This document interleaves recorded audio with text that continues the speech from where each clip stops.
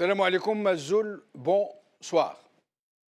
Il y a longtemps maintenant que je ne recours plus aux théories fourre-tout du complot, les théories du complot, pour tenter de m'expliquer tout ce que subit l'humain de la part de son frère humain de sordide et de dévastateur. Et si je ne puise plus dans ces alibis conspirationnistes, ce n'est pas tant parce que ma foi en la conscience humaine est inépuisable, loin de là, parce que je sais, et ô combien je sais, que ceux qui mènent le monde à sa perte ne reculent devant aucun moyen. Oh oui, je sais, et ô combien je sais, qu'ils n'ont de compassion ni de pitié pour ces peuples qui ne sont pour eux que cohortes grises, troupeaux anonymes. Et je sais qu'ils broient sans aucun état d'âme quiconque se met en travers de leurs abominables desseins. Mais si je ne suis pas trop enclin à me laisser tenter par les théories du complot, c'est parce que je sais aussi que ces marionnettistes sont par trop rompus à la science de la manipulation et de la tromperie de masse pour se laisser débusquer par n'importe quel quidam en mal de vaticination. Et je sais aussi, malheureusement, que ce n'est pas un effet du simple hasard, que ces théories conspirationnistes sont quasi systématiquement servies à toutes les sauces de la paranoïa et de la divagation mentale pour apprentis analystes. Des exutoires et des défouloirs pour frustrer en tout genre, qui ont trouvé en ces succédanées de justification de quoi tout expliquer, de quoi tout nier, jusqu'au voyage des Américains dans la Lune. Mais j'avoue que pour ce qui se passe en Algérie, depuis le règne des Bouteflika tout particulièrement, je ne résiste plus à la tentation lancinante de m'expliquer l'inexorable chaos annoncé par une mise à mort délibérée, préméditée et laborieusement exécutée de ce malheureux pays par des gens qui semblent désormais n'avoir fait main basse sur le pouvoir de ce pays que pour le plonger dans l'indicible, mettre fin à son avenir, juste parce qu'ils ne l'imaginent pas, parce qu'ils ne l'imaginent plus sans eux à sa tête. Après eux, le déluge, tout simplement. Comment ne pas le penser dans de telles circonstances et avec un tel faisceau de présomption? La seule autre explication qui pourrait nous inciter à écarter cette terrifiante éventualité serait que ceux qui ont fait main basse sur le pouvoir de ce pays seraient tous fous alliés, tous totalement irresponsables, tous inconscients qu'ils mènent ce pays à son irrémédiable perte. Ce qui est totalement exclu, bien sûr. On ne connaît pas encore d'épidémie de folie. Il n'est pas possible que tant de responsables, de puissants généraux, de redoutables stratèges et de grands serviteurs de l'État en tout genre, dont beaucoup de gens honnêtes, soient tous déments.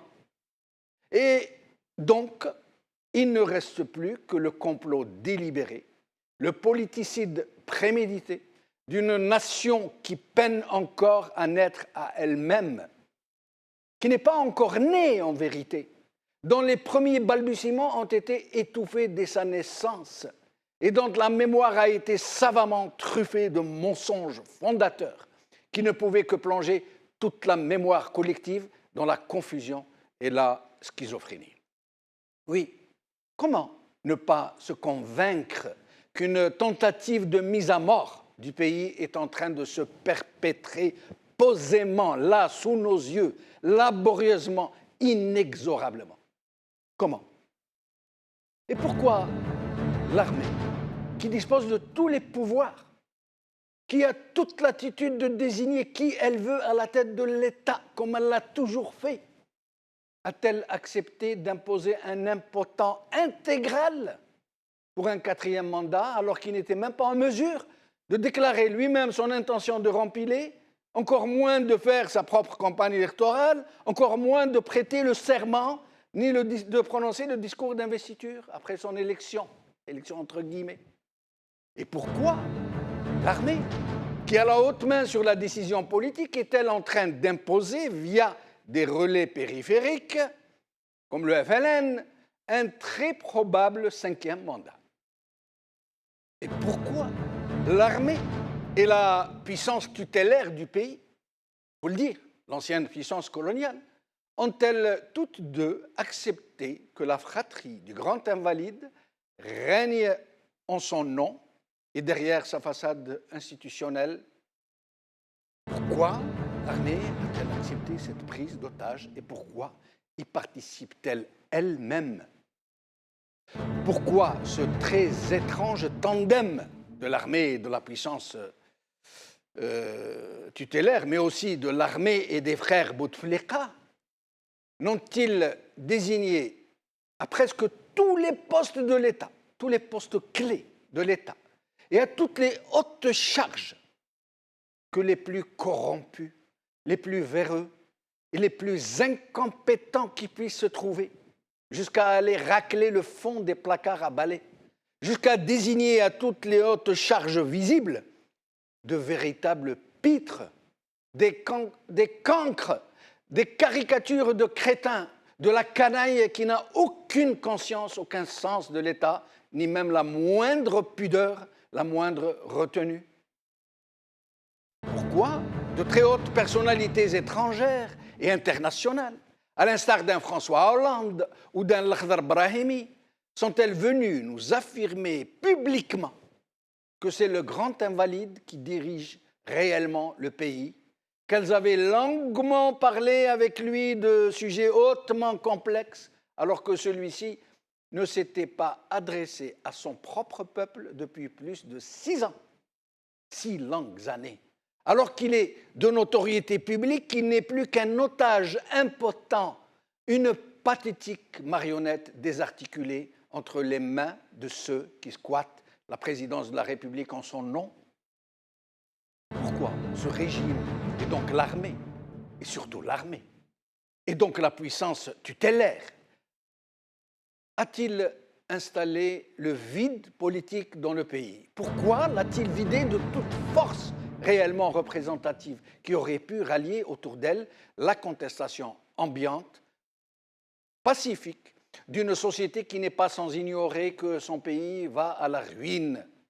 Pourquoi avoir corrompu les rares partis politiques qui avaient gardé un tant soit peu de leurs vertus originelles?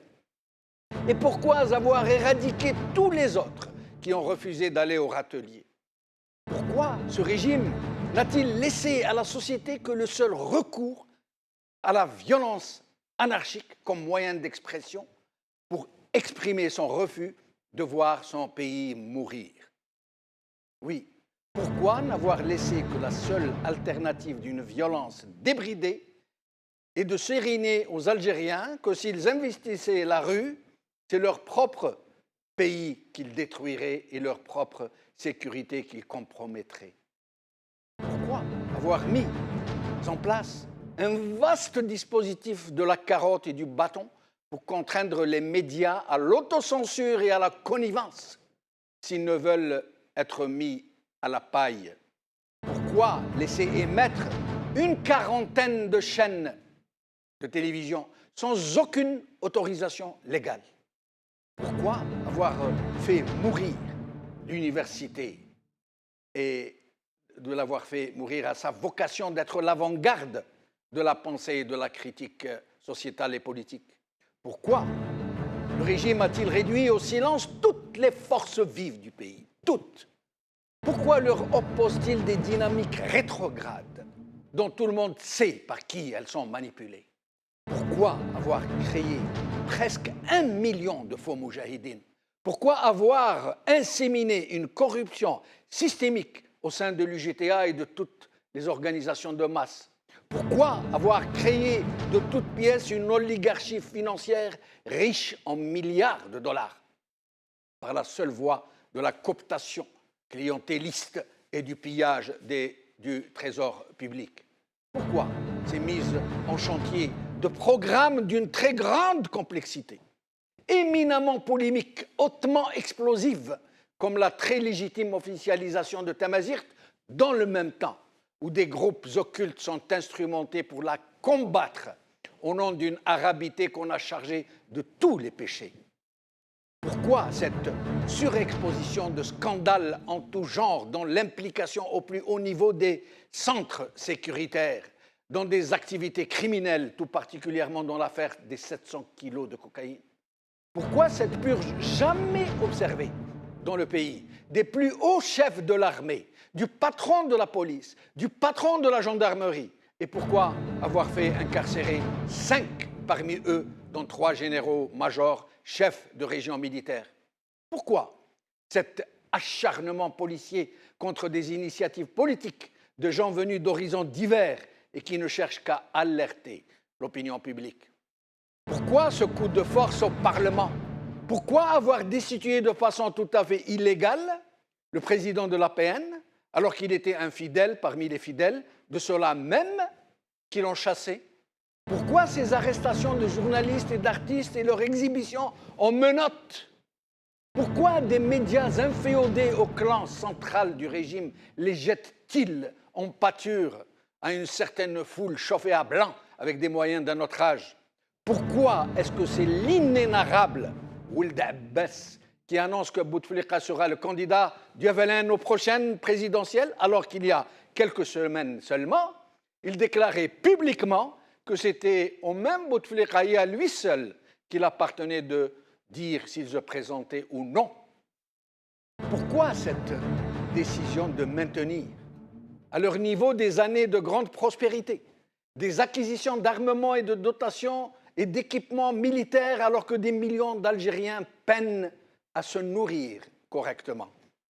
Pourquoi ces manœuvres militaires de grande intensité, précisément à l'ouest du pays?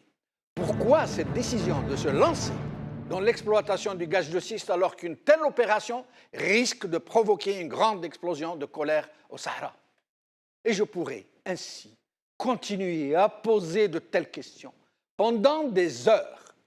Autant de questions qui n'ont d'autre réponse que la détermination du régime de créer un état de chaos, de provoquer une situation de violence qui lui permettrait de se sortir du bourbier dans lequel il s'est lui-même fourvoyé. Le risque en est que l'Algérie ne soit précipitée dans un effroyable inconnu, où elle pourrait perdre son âme et sa raison d'être.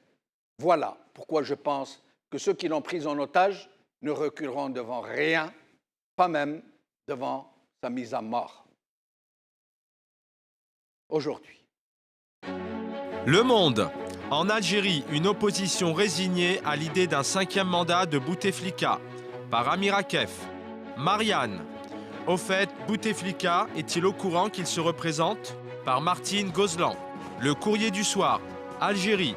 Âgé de 81 ans et en fauteuil roulant, le président Bouteflika veut un 5e mandat. Par Chir Dieng. 5e mandat, que cache le FLN? C'est le titre de notre émission d'aujourd'hui. Je tiens à m'excuser auprès de vous et auprès de mes invités ici sur le plateau de ce très long éditorial, le plus long de ma carrière de journaliste à Al-Magharibiya. Et il fallait que je sorte tout cela. J'avais besoin de le faire et je crois que nous devons tout sortir maintenant parce que nous sommes dans l'impasse. Avec moi, donc, pour en parler, Idir Ounoran, analyste politique. Merci d'être avec nous. Merci, M. Benchenouf, pour l'invitation. Merci. Zoher Rouis, secrétaire national de Gil Jadid. Merci d'être avec nous, Zoher. Merci à vous. Bonsoir, Jamel Dine. Bonsoir tout le monde. Merci.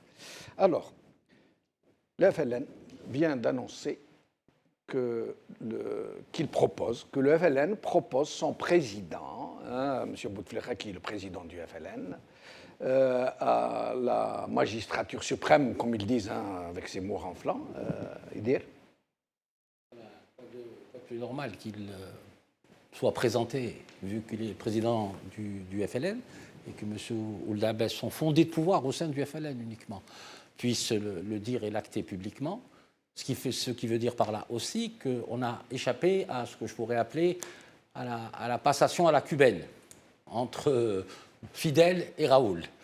Vous pensez que Donc ça ne on peut a pas échappé. arriver, vous pensez? Non, c'est une question qui risque de se poser dans quelques temps. S'il y a D'accord. un événement exceptionnel ou imprévisible concernant la santé du président, tout est possible à ce moment-là. ça aide Oui, ce tout président. à fait. Mais ce qu'il faut prendre en considération aussi, au cas où le destin du président actuel s'accomplit, c'est que la guerre des clans ne va pas rester dans une intimité qui leur est propre. Ce sera une guerre sans merci pour la présidence de la République. C'est ça qu'il faut prendre en considération. Si tant est que le président, pour des raisons de santé, ne puisse pas y aller ou qu'il décède, parce qu'il y a des mots qu'il faut prononcer, la lutte des clans sera infiniment plus féroce et je ne pense pas qu'à ce moment-là, la solution à la cubaine à laquelle on échappe aujourd'hui puisse se reproduire. Par contre, des forces antagonistes à l'intérieur du système, ça risque d'être un peu violent. Ça, c'est le premier élément. Quant à la question au FLN, vous avez très bien dit dans l'édito, il me semble, parce qu'il a été long, mais il a été bon. Et je pense que l'opposition algérienne devait s'inspirer à contrario de tous les éléments que vous avez mis dedans. Et vous connaissez un peu ma rigueur, donc je ne suis pas là. Ce que je veux dire, c'est que le FLN, c'est vrai que M. Ould Abbas a dit c'est à lui seul que revient la décision de l'annoncer. Ce qui laisse supposer dans l'imaginaire des gens qu'il va prendre un micro et qu'il va nous dire voilà, je me présente au 5e mandat. Ce qui est légitime en soi, il faut que le président nous le dise. Or, là, maintenant, c'est le parti du FLN qui désigne son président à l'élection présidentielle. Alors qu'il avait dit le contraire. Il avait dit que personne ne peut le présenter. C'est à lui de le faire. Tout à fait. Il a reçu l'injonction de le faire, à votre avis? Moi, je ne sais pas. D'après les petites informations qu'on a reçues ici et là, il paraîtrait que la présidence s'est irritée de ce...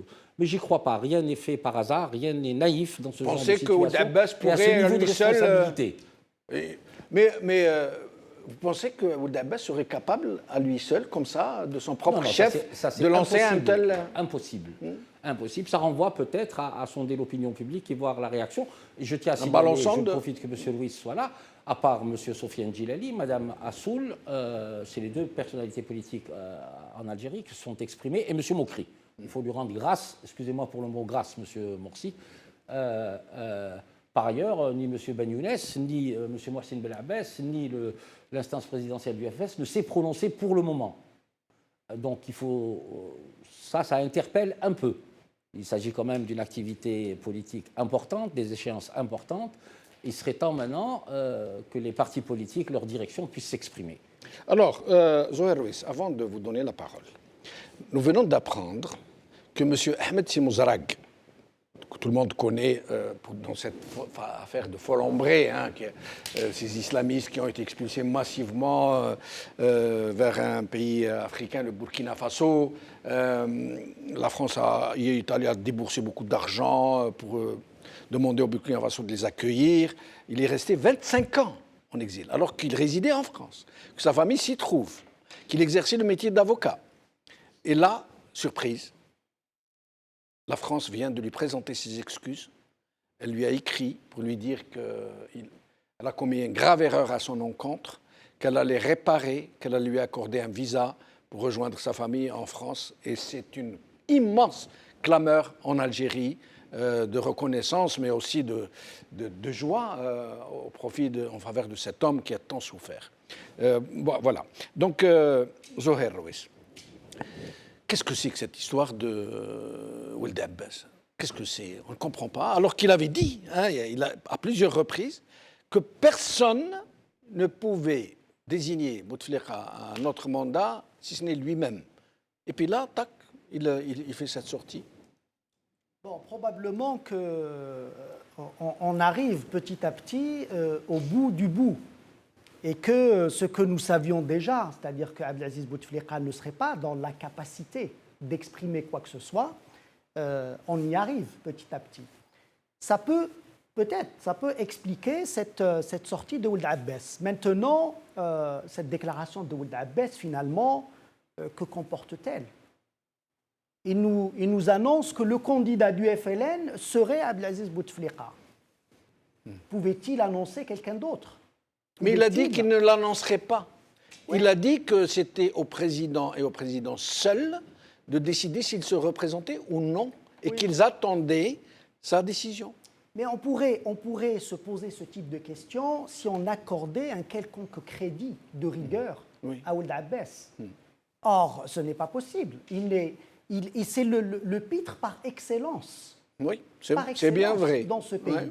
Donc, que voulez-vous commenter une sortie de plus de cet énergumène?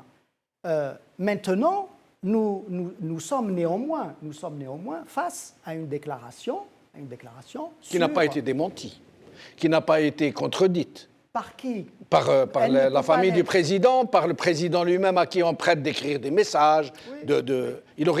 On aurait pu lui prêter un message. Mais si je vous disais que le NTV, par exemple, n'avait pas repris cette information. C'est une information importante. Par exemple. Oui. Par exemple. Et si je vous disais qu'on a voulu utiliser Ould Abbas, qui est un périphérique, qui ne pèse pas grand-chose, pour lancer un ballon sonde, notamment à destination de l'opinion internationale, pour voir la réaction, quitte à venir après désavouer Ould Abbas du Rhum, c'est un pitre, comme vous venez de le dire. Tout est possible. Et le ballon sonde concernant le 5e mandat est là depuis un petit moment. Je rappelle que Gilles Jadid et d'autres organisations que vous avez citées dans le cadre de Mawatana, nous alertons depuis plusieurs mois sur cette volonté du clan qui est autour d'Abdelaziz Bouteflika de maintenir la situation telle qu'elle est, c'est-à-dire avec un président absent, mais néanmoins détenteur entre guillemets, de prérogatives qu'il n'exerce pas, pour que rien ne change en Algérie. Et donc, nous y sommes depuis un long moment. Et pour moi, très franchement, je trouve qu'il n'y a pas de nouveauté là sous le soleil avec cette annonce, si ce n'est qu'ils avancent petit à petit. Ça peut néanmoins rentrer dans le cadre ça a été évoqué, de lutte à mort pour le pouvoir, et que chacun avance ses pions.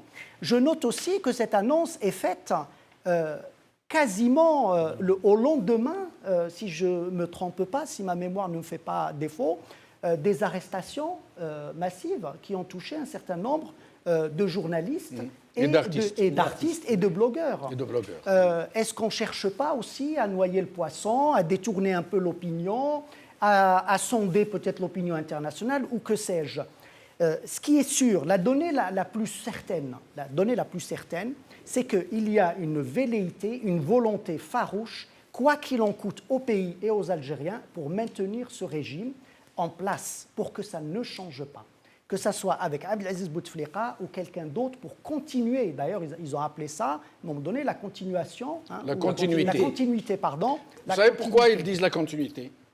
Parce que la dernière mouture de la dernière constitution qu'ils ont mis en place interdit de prétendre à plus de 2 mandats. Absolument. Et donc, comme lui a déjà 4 mandats, ils ne peuvent pas dire le 5e mandat. Oui. Donc, ils disent il va faire son premier mandat. Oui. Et parce que aussi un certain nombre de voix et de partis politiques, dont Gilles Jadid, ont mené une campagne de pédagogie sur le terrain pour expliquer en quoi un 5e mandat est complètement illégal et illégitime. Donc, il y a aussi cette action de pédagogie sur le terrain qui a fait qu'ils ont été obligés de changer de vocabulaire et de parler de continuité, et ils reviennent. Ou alors parce que c'était trop impudique pour eux de parler de 2e mandat. Les gens ne comprendraient pas. Absolument. Parce que là, constitutionnellement, ils pourraient parler de 2e mandat. À partir du moment où la nouvelle constitution a été, comment on dit,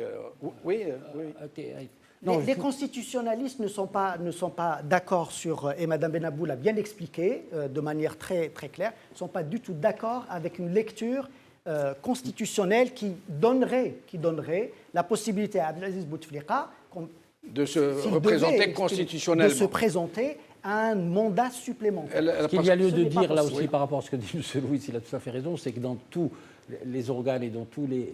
Moi, je parle souvent d'états profonds, c'est-à-dire des corps intermédiaires qui sont inféodés au système, et Dieu sait qu'il y en a une société civile un peu domestiquée, l'autre est complètement interdite de parole.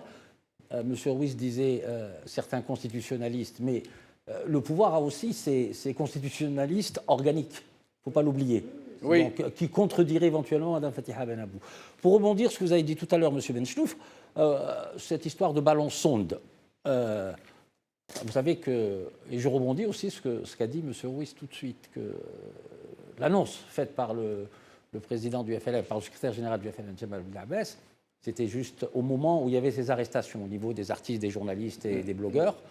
C'est que hier ou aujourd'hui, je pense, c'est que M. Messahel est là, dans le cadre du comité mixte algéro-français, à Paris, en train de discuter à Le Drian, avec M. Le Drian. D'accord. Est-ce que ce n'est pas pour vendre un petit peu ce 5e mandat ou pas? La question mérite d'être posée. Si on arrive à jouer sur la temporalité des choses. Mais Idir, oui. Très franchement, aujourd'hui, c'est tout le monde qui se pose la question, qui se pose des questions. Toutes celles que j'ai posées dans mon édito et d'autres encore, hein, il y en a beaucoup. Qu'est-ce qui se passe en Algérie?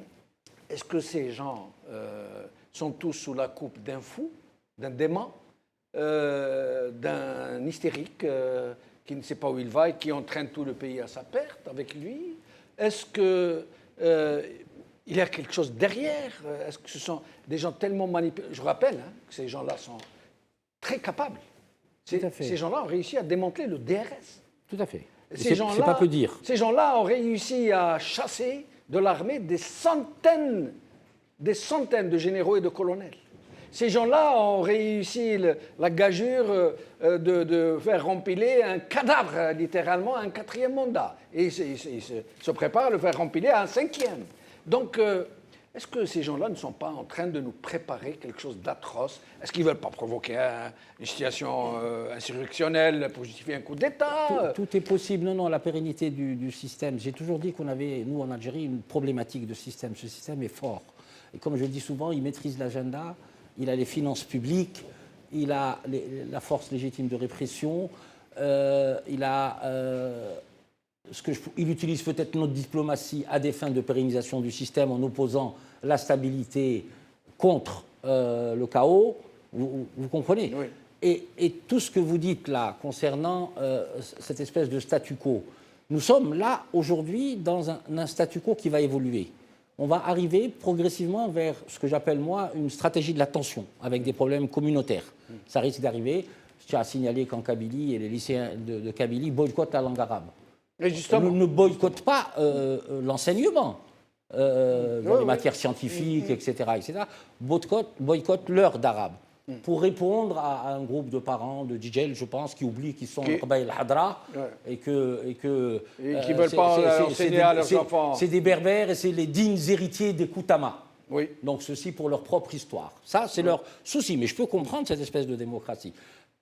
Il y a les chômeurs du Sud. Vous l'avez dit dans l'édito, ils commencent à faire une dérive sémantique sur l'exploitation du gaz de schiste, sans consultation des populations locales. C'est toutes ces questions-là qui vont nous amener vers une stratégie de la tension. Et je suis au regret de le dire, je parlais avec M. Ruiz en off, là, dans 30 secondes. J'ai dit, j'ai la crainte, est-ce que c'est le bon mot, que nous arrivions à une stratégie du chaos. Et à ce moment-là, le système qui nous prend en otage, on payera très cher ce tribut. La note sera très salée. C'est exactement ça. C'est une prise d'otage d'un pays et de son peuple. Parce qu'effectivement, le régime est en train de montrer qu'il a une capacité de nuisance telle qu'il peut effectivement créer des foyers de tension. Et ça, c'est à destination de l'intérieur, mais c'est aussi à destination de l'extérieur. C'est-à-dire qu'on montre, on fait d'une pierre deux coups. On indique à l'intérieur qu'en dehors de nous, point de répit, rien ne peut exister. Rien ne peut être.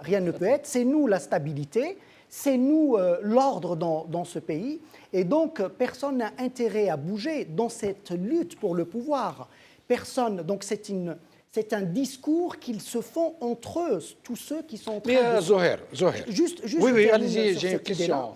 Donc, ce régime montre toute sa capacité de nuisance pour essayer de neutraliser tous ceux qui lui contestent le pouvoir à l'intérieur de ce sérail. Mais aussi, pour montrer aussi aux Algériens qu'ils n'ont pas intérêt à bouger et qu'ils ont la capacité de taper, d'emprisonner, etc.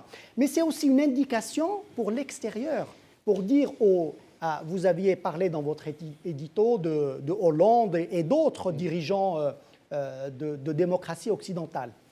pour leur dire aussi que s'il n'y avait pas nous, ça serait le désordre, ça serait des hordes d'Algériens qui vont déferler chez vous, etc. etc. Et ils jouent encore de la carte islamiste, ils jouent du terrorisme, ils ont entre les mains un certain nombre de cartes qu'ils mettent sur la table pour faire la pression sur ces pays étrangers. Zoher, moi j'entends bien ce que vous dites, j'y adhère totalement. Mais le problème est que là où je ne comprends pas, là où beaucoup de gens ne comprennent pas, pourquoi ce régime ne comprend-il pas que c'est suicidaire, y compris pour lui-même? S'il continue dans cette dynamique mortifère, il va être lui aussi entraîné dans le chaos. Et il ne pourra plus contrôler la situation. Alors que maintenant, s'il met en place, s'il est assez intelligent pour mettre en place une véritable synergie de transition, il pourrait encore durer pendant une dizaine d'années. Parce qu'une transition, ça met du temps.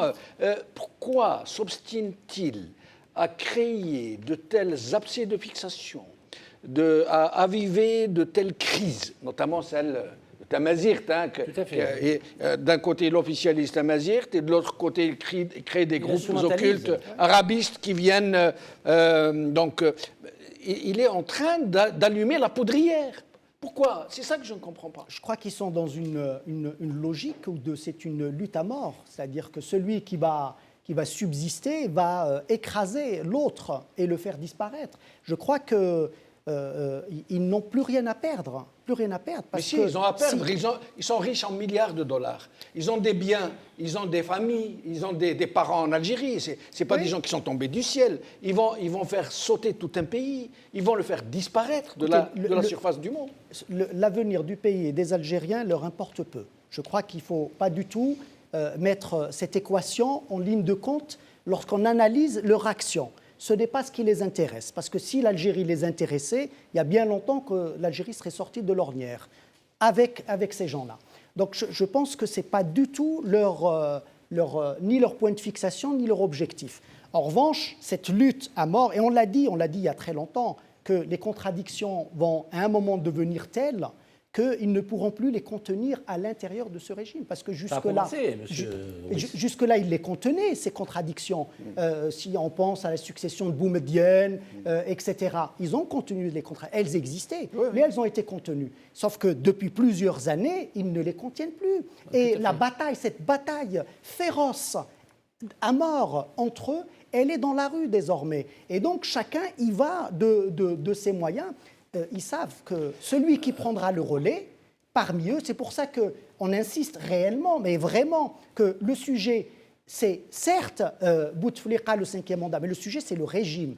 Parce que Bouteflika, il n'y a pas mieux que lui qui représente ce régime. Il le représente parfaitement. Et donc, c'est bien ça le sujet. Mais justement. Nous savons tous que c'est l'armée qui est le dernier recours. Qu'on le veuille ou non, c'est elle qui décide en fin de compte. Elle peut demain dire non, pas Bouteflika, je veux l'autre. Et c'est l'autre qui sera élu entre guillemets, bien sûr. Pourquoi l'armée est-elle elle-même otage d'une volonté qui est là, quelque part, dont on ne situe pas les véritables auteurs? Et pourquoi veulent-ils absolument garder Bouteflika qui est mort-vivant pour tout le monde? Ça veut dire que ce n'est plus un secret pour qui que ce soit. Pourquoi? Quel est l'intérêt de l'armée L'intérêt de l'armée, c'est d'abord de préserver son précaré. L'armée est un ministère régalien. Il a ses enjeux, il a ses budgets, il s'occupe de la sécurité nationale. Mais là où je vous rejoins un peu, c'est que ce 5e mandat, comme j'ai eu souvent à le dire, si jamais le président se représente, pour moi, ça pose un problème de sécurité nationale. Ça, il faut le dire. C'est-à-dire, ça pose un problème de sécurité nationale. Mais eux, je pense que dans leur logique, c'est-à-dire qu'on ne peut pas... nous avons été administrés, présidés par un président où il y a eu des événements importants depuis sa présidence. Et là, on sent que le pouvoir présidentiel n'est pas incarné. Il y a trop de couacs, un chef de gouvernement qu'on n'entend pas, qu'on humilie par des tripartites bis, qu'on humilie... Tout ça, on a eu à en parler sur le plateau. Un chef de gouvernement qu'on n'entend pas, même pas pour la crise du choléra. C'est quand même surréaliste, je veux dire. Dans la politique de tous les jours, qu'est-ce qu'il a apporté? Quelle décision importante majeure? Aucune. Ils sont là uniquement à régler le déficit du commerce extérieur, non pas s'affondrer sur un raisonnement économique, mais par des mesures paramétriques. Et par la planche à billets. Oui, non, paramétrique dans le sens, bon, on supprime un peu les importations par-ci, on carotte par-là, on fait un rabot par-ci, on fait un rabot par-là, et in fine, bien évidemment, il y a moins de transfert de devises. Mais quel est le cap économique? Comme je le dis souvent, il n'y en a pas. Le cap social. Et comme vous me dites l'armée, à un moment donné, il faut qu'elle prenne ses responsabilités. Mais, excusez-moi, monsieur Benchenou. Prendre ses responsabilités? Oui, justement, j'allais y arriver. Il faut que les initiatives de l'opposition puissent être crédibles, construites. Et à ce moment-là, pourquoi ne pas inverser le couple? C'est-à-dire, c'est à l'opposition, représentée par M. Ruiz et ses camarades dans le cadre de Mouattana ou dans le cadre de son propre parti, qui arriverait à agréger sur un nouveau programme en étant dans une démarche iconoclaste, ne pas mettre la poussière sur le tapis en faisant une révision de la Constitution, une idée de la nation. Il faut que les Mozabites puissent vivre normalement sur leur terre et pratiquer leur rite, qu'ils soient protégés. Il faut que les Kabyles soient la même chose, que les Zénètes aient les mêmes droits. C'est toutes ces questions de la nation. Et à ce moment-là, cette opposition, elle serait crédible en Algérie. Elle peut même imposer un tour de manivelle inverse à l'armée. Ce serait à l'opposition de dire, en mobilisant les foules, en ayant un discours, vous ne répondez pas à la cela. question. Oui. Pourquoi l'armée, qui est le patron en matière de décision politique, j'allais même dire le seul patron, avec l'argent bien sûr. Parce que depuis qu'il y a beaucoup d'argent, l'argent est devenu un décideur. L'argent, parce que celui qui est en mesure de donner de l'argent à ceux qui ont le pouvoir, finalement, c'est lui qui décide. Mais pourquoi l'armée, qui peut avoir l'argent, elle n'a pas besoin de Saïd Bouteflika pour lui servir la soupe. Elle peut se servir elle-même, comme elle l'a toujours fait. Mais pourquoi tient-elle, j'aimerais que tous les deux vous essayiez de me répondre, pourquoi l'armée tient-elle à faire rempiler une pathétique marionnette qui ne tient même pas assis, je ne dis pas qu'il ne tient pas debout, qu'il ne tient pas assis, sans son corset. Il a un corset rigide sans lequel il tomberait en avant. Il ne prononce pas un mot, il ne reconnaît pas les gens, il n'a même pas 10 minutes de lucidité relative, et qu'on veut faire remplir un 5e mandat. Il a 20 ans derrière. Pourquoi l'armée insiste-t-elle pour le garder, ce monsieur, alors qu'elle peut décider de mettre n'importe quel kidam? Quel type de relation a eu M. Bouteflika par rapport à Salah Gaïd? Est-ce qu'il lui renvoie l'ascenseur au moment où il devait être mis à la retraite à l'époque de M. Lamari? Mais Gaïd Salah n'est pas le seul à décider dans l'armée. Non, évidemment, ils ne sont pas les seuls. Moi, j'ai même dit sur un plateau, est-ce que finalement les 5 généraux limogés, enfin ceux qui sont en instruction au tribunal militaire de Bila, est-ce qu'ils ne payent pas leur manque d'enthousiasme, soyons un peu diplomates, quant à la candidature au 5e mandat? Donc ils font table rase. Est-ce que M. Bouteflika veut partir en étant au pouvoir? Quand vous dites leur manque d'enthousiasme, et je donnerai la parole à Zoher, leur manque d'enthousiasme pour un 5e mandat, ça veut dire qu'ils se seraient opposés à un 5e mandat? Sais rien, soit opposés, soit lever le pied, soit avoir des nuances et même des différences. Ça paraît évident. On dit qu'ils auraient exprimé leur crainte, leur inquiétude qu'un 5e mandat puisse faire exploser le pays, que c'est pour ça qu'ils auraient été balayés. Toutes ces questions-là liées au régime. Mais quand je vous disais tout à l'heure que l'opposition devrait construire un projet alternatif et, à la limite, imposer à l'armée de changer de logiciel, c'est terminé tout ça. Ce n'est pas l'Algérie des années 60, ce n'est pas l'Algérie des années 70, ce n'est pas l'Algérie des années 80. C'est l'Algérie, on parle de l'Algérie, là, aujourd'hui, 2018, 2030, 2035. Et quand on parle de transition, M. Benchenouf, comme je le dis souvent, et je le dis à des camarades comme ça, quand il nous arrive de discuter, la transition, ce n'est pas pour la transition, elle se construit. Il faut déconstruire tout l'état profond que le DRS a construit. Toutes les forces occultes, les forces conservatrices et les forces d'opposition au changement, il faut les déconstruire. Quand vous me dites, la présidence, Monsieur le Président de la République, il va aller en campagne. Mais qui va payer la campagne? Qui? L'argent, c'est où? C'est des questions d'ordre éminemment politique qui risquent de gêner. Qui va faire la campagne? Combien elle va coûter? Les moyens du peuple. Tout à fait. Moi, Comme cela s'est déjà passé pour les mandats précédents. Bien évidemment. Et puis moi, j'invite... C'est un cadre qui va faire la campagne. Oui. C'est un cadre. Au-delà du côté trivial, moi, j'invite l'opposition à ne pas présenter de candidat. J'invite le docteur Belaïs à ne pas cautionner si jamais le président acte sa candidature et qu'il y va.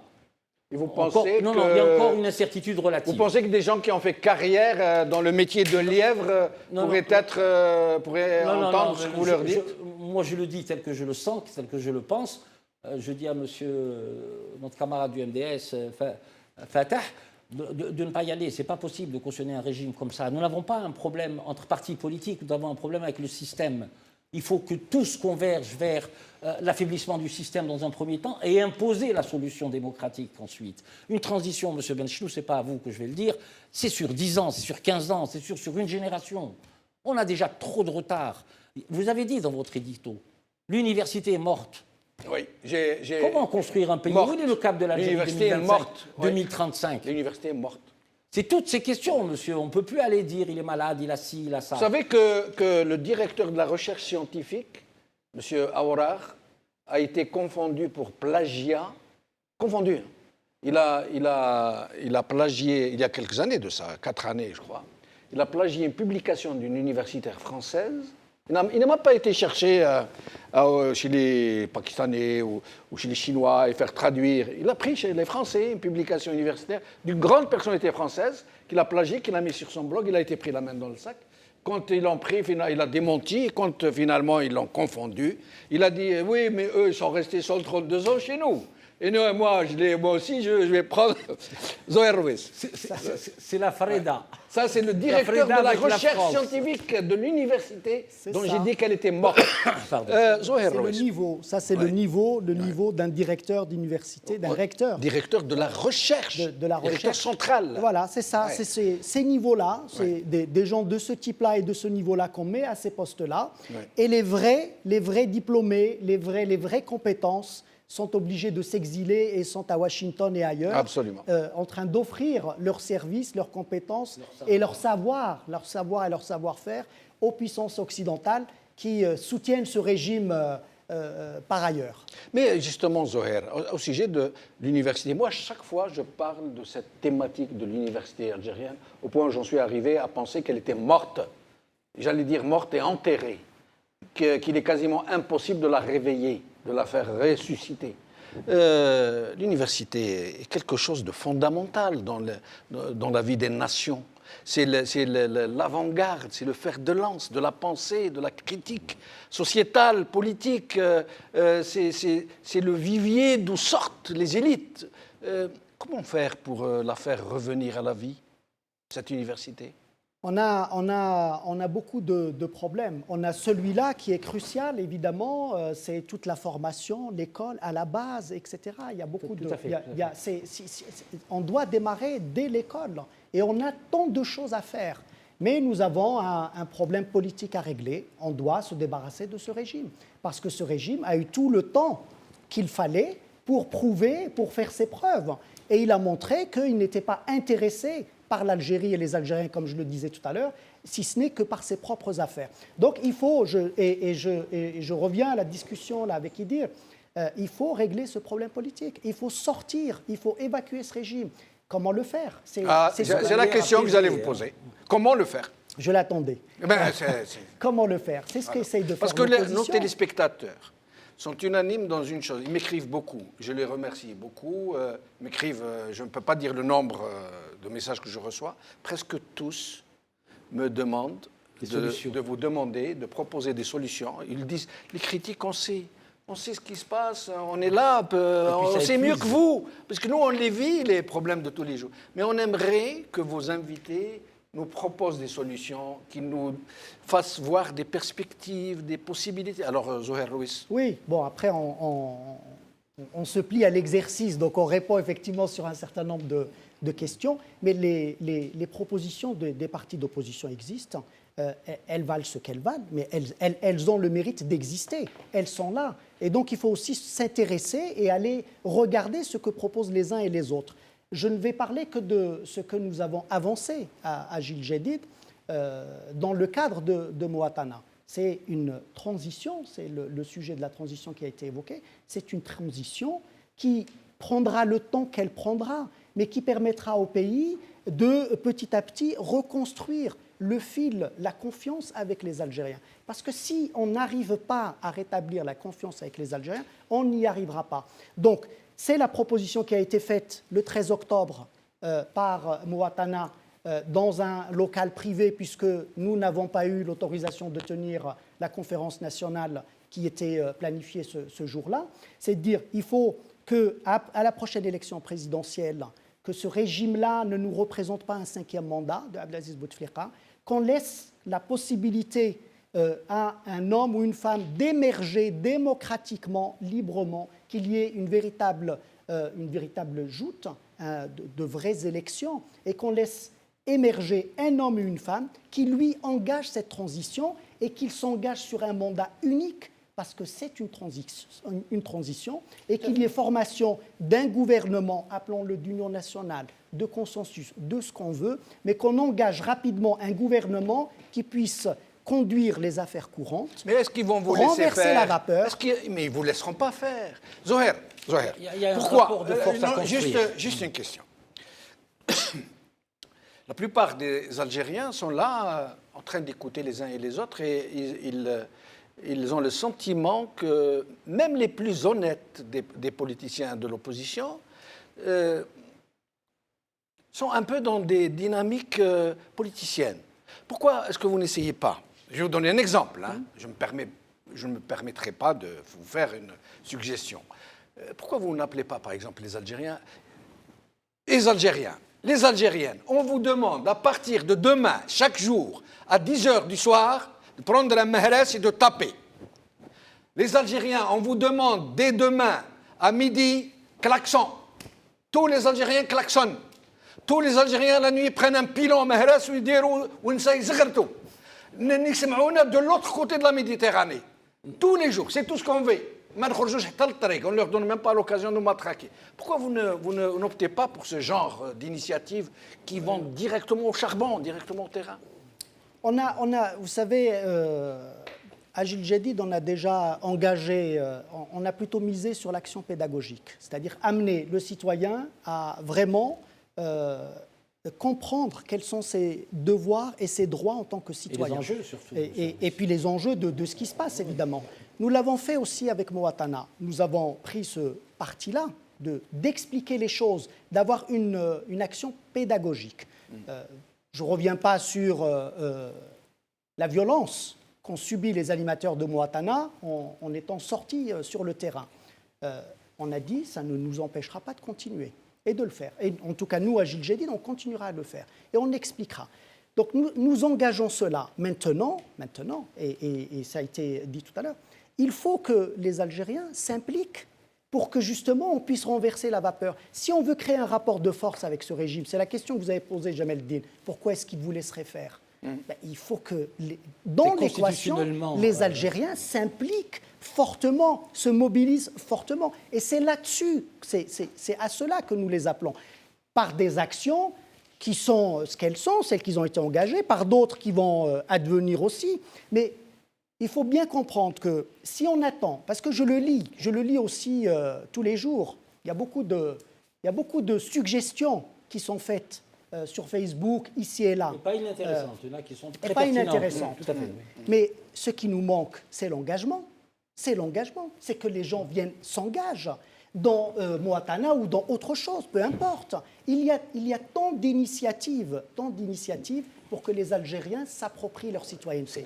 Mais elles ne sont pas renforcées, malheureusement. Et donc, il faut continuer à faire ce travail-là pour que les gens s'engagent et qu'on puisse, à un moment donné, agréger et puis renverser un peu la vapeur et puis faire le travail que nous faisons à l'extérieur, parce que ce que nous faisons à l'extérieur compte aussi pour que, ici, dans les démocraties occidentales, qu'on voit bien qu'il y a des Algériens en Algérie qui s'expriment, qui ont envie que ça bouge et que ce qu'on leur raconte... Et ça bouge de plus en plus, j'ai l'impression, dans vos rassemblements. Absolument. Je l'ai constaté moi-même, j'y étais...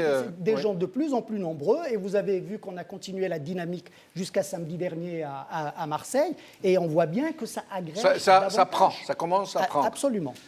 Nous arrivons bientôt à la fin. C'est-à-dire, c'est juste pour reprendre M. Ruiz. Moi, je suis en partie d'accord avec vous quand vous dites qu'il faut que la société bouge. Vous êtes dans vos laboratoires, vos appareils, dans le cas de Mouatana ou de Djil Jadid, et des partis qui composent et les personnalités composent donc Mouatana. Moi, je veux bien. Mais à un moment donné, vous théorisez, vous conceptualisez, vous analysez, et puis comment mettre ce discours à la portée du citoyen? C'est un problème de communication. Il faut qu'il y ait des transcripteurs de discours dans la société. Si vous restez confiné uniquement dans la théorisation des choses et la conception, on n'avancera pas beaucoup. Il faut vous impliquer dans la société, que vos appareils successifs puissent s'agréger, parce que je vais vous dire une chose qui est très simple à comprendre, c'est que même Mouatana, elle doit se mettre à l'échelle du pays. À l'échelle du pays, à l'échelle des aspirations du pays. Partout, là où c'est possible. Aller parler du changement, parler de la transition, leur dire la vérité. La transition, ça va mettre du temps. Il faut qu'on arrive à se parler, il faut qu'on arrive à construire. Et fort de ça, c'est important, ce que vous avez souligné n'est qu'une partie de l'iceberg, votre action à Marseille. Il faut à tout prix que d'une manière supranationale, qui est le représentant de Mouatana en Europe, puisse aller discourir et dire il y a une autre voie pour l'Algérie. La voie est là, nous sommes en train de la construire. Vous ne pouvez pas rester confiné à Zeralda ou ailleurs. C'est vrai qu'on vous a empêché de leur réunion à Béjaïa, à Constantine, vous avez subi de la violence. C'est vrai que c'est condamnable. Mais maintenant, il faut arriver à une... En plus, vous avez une campagne présidentielle qui va commencer. Donc vous avez largement le temps d'essayer de mobiliser, d'essayer de dire les choses, le danger du 5e mandat, qu'est-ce qu'il peut apporter. C'est bien ce que nous faisons et dire, je pense qu'il n'a échappé à personne que faire des reproches, sur le terrain, que ce soit Djil Jadid avec ses sorties de proximité, je crois que nous sommes le seul parti politique où le chef de parti se promène dans les villages, les douars, va dans les cafés et discute avec les Algériens et explique. Non, c'est pas ça dont il s'agit. Je parlais de transcripteurs de discours. J'ai bien compris. C'est-à-dire aller dans la société, avoir un tissu associatif. Et nous arrivons à la fin de... C'est bien ce que nous faisons. Je peux vous rassurer. Et c'est ce que nous allons continuer à faire. Bon. Et c'est ce que nous faisons ici aussi à l'étranger. Et moi, je rêve, je redis ce que je disais tout à l'heure, je rêve d'hommes politiques qui viendraient ici sur ce plateau, se tourneraient comme ça vers la caméra, ils diraient Khawti, Khouatati, Mehres, Fillil, l'Ashra تاع الليل, والكلاكسون على 12, tout le monde كلاكسون تاع التران, تاع البابور, تاع الكاميوات, تاع كذا, والزغاريت والمهرس نرعدوهم ونزعزعوهم. Je rêve que des hommes politiques puissent venir ici. Et du Mehres, j'aimerais qu'on prenne des casseroles et qu'on tape dessus. Des casseroles. Ce serait très bien. Des casseroles, voilà. Mehres, ça fait pour leur dire, trop de casseroles vous concernent. Voilà. Merci beaucoup, Idir Onoren. Merci beaucoup, Zoher Ruiz. Merci beaucoup, chers amis, d'avoir suivi cette émission. ربي يجيب الخير لهذه البلاد وواحد ما ينجم يسلك البلاد إلا الجزائريين هما بنفسهم. بقوا على خير بسلامة.